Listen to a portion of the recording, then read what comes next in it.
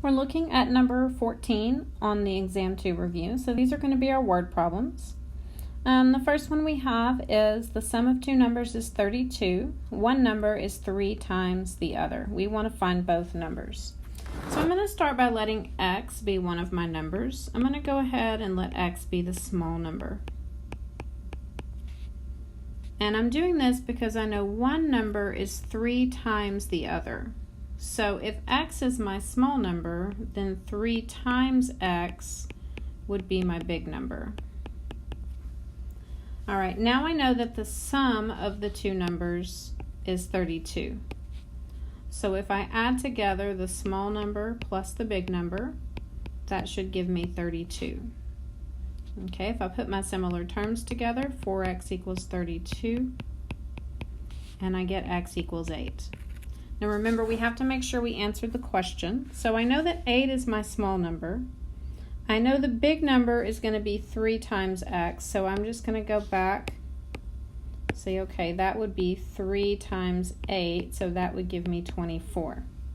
All right, and then my small number, it was just x, so it'll just be 8. So my answer would be 8 and 24. So that gives me the two numbers, and we can see that the sum is 32. All right, so now let's look at part B. We have the length of a rectangular room is 8 feet longer than twice the width.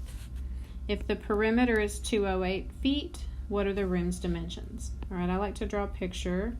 So here's my rectangle. I know a rectangle has width and length. So for the width, I'm just going to use W. Now for the length, what I'd like to do is not use another letter.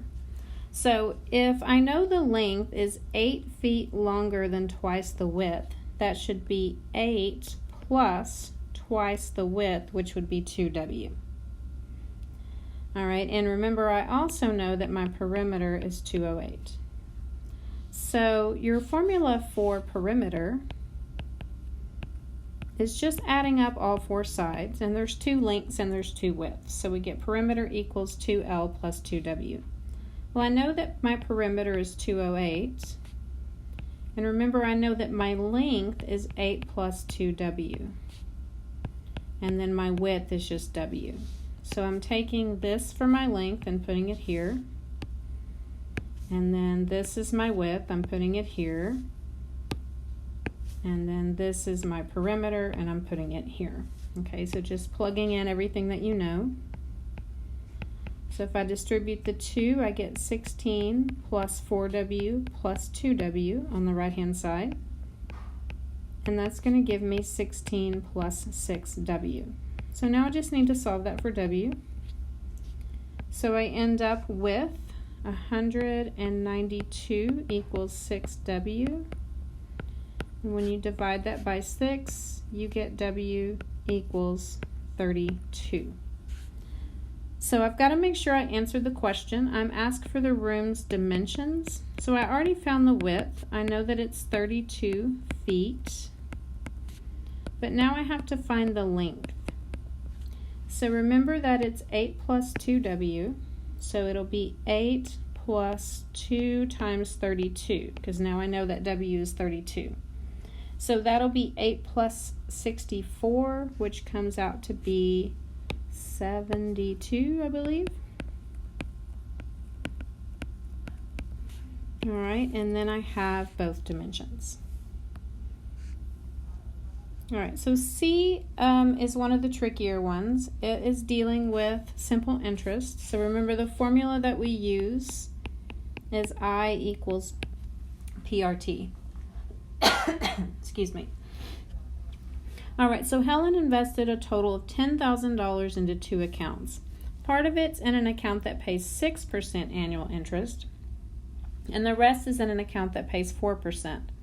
If she receives $550 in interest at the end of the year, how much money was invested in each account? So we have to figure out how she split up the money. So we're going to let X be the amount in one of the accounts. So I'm just going to do the amount in the 6%. Now we know the total is $10,000.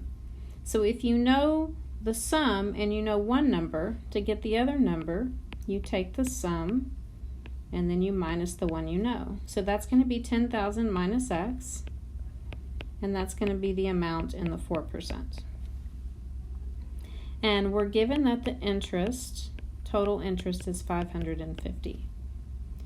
All right, so since we are combining our interest, I want you to think about it as finding simple interest twice and adding it together. All right, so we know our total interest is $550. So we're going to start with the 6% account. We know that the principal is X. We know the rate is 6% or 0.06. And they kind of hid the time, but it just says end of the year, so our time is 1 year. Then for the second account, remember the amount invested is going to be 10,000 minus X. It's at 4%, which is 0.04, and again the time is 1. So if I clean that up, I get 0.06x. Here I have to distribute. I get plus 400 minus 0.04x.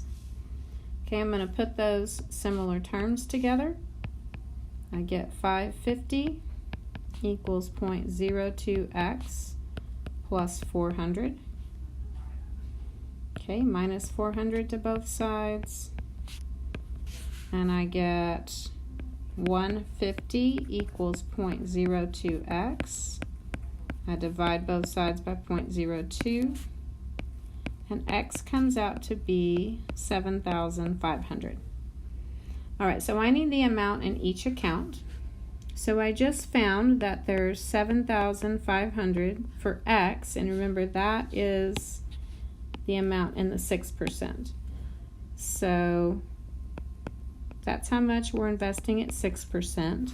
But remember there's 10,000 altogether. So if I do 10,000 minus 7,500, that's going to leave me with 2,500 in the other account, and that is making 4%. All right, our last one is a distance problem. So our formula is distance equals rate times time. All right, so we've got two people, they're riding bikes in opposite directions. So let's just say they start right here. Let's say John goes this way, Fred goes this way. So if I want to get their total distance, I have to add their individual distances together. Now we're given in this problem that they're going to be 57 miles apart. So we're given their total distance. So we're going to do kind of what we did on the interest problem. We're going to do Fred's distance, which will be rate times time, plus John's. So this one's going to be Fred. Oh, I did those backwards. This one's going to be John. It doesn't matter which one we do first. All right, so let's look at Fred. Fred is going 14 miles an hour. So his rate is 14. John is going 5 miles an hour, so his rate is 5. Now we have this time, and notice that's what we're looking for. It says, in how many hours will they be 57 miles apart? So we're just going to let t be the time. So we're going to leave that exactly as it is. So then we end up with 14t plus 5t. Oh, I forgot to put the distance in. And we know that our total distance that's given to us in the problem, it's supposed to be 57. So I get 57 equals 19t. And if you divide both sides by 19, you get t equals 3. So that's what we were asked to find, was the amount of time it would take. That would be in hours. So our answer would be 3 hours.